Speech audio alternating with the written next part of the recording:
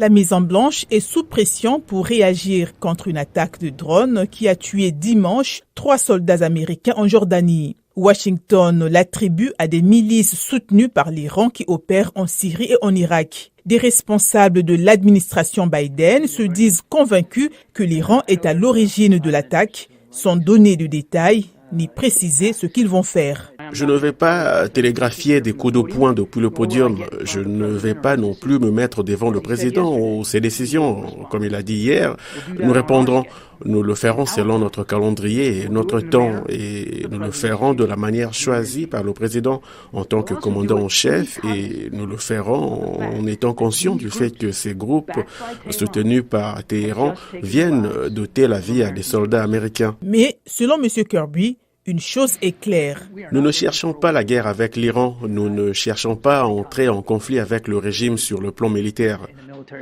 Le chef de l'OTAN, Jens Stoltenberg, a exprimé lundi à Washington ses inquiétudes et pointé du doigt l'Iran. Nous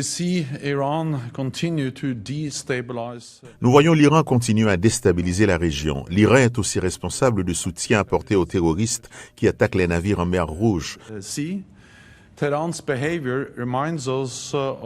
comportement de Téhéran nous rappelle à quoi ressemble un monde sans règles, imprévisible et dangereux, un monde où notre sécurité devient plus coûteuse. Il est clair que la stratégie américaine, si elle consistait depuis 3 mois à ne pas laisser les tensions régionales s'aggraver, a échoué. Depuis la capitale jordanienne, Amer Sabaileh, analyste politique.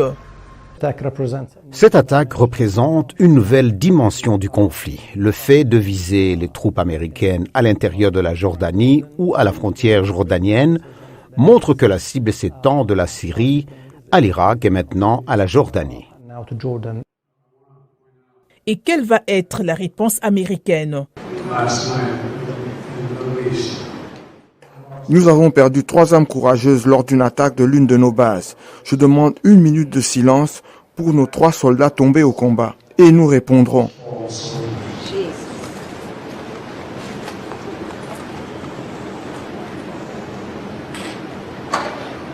Que Dieu vous bénisse tous.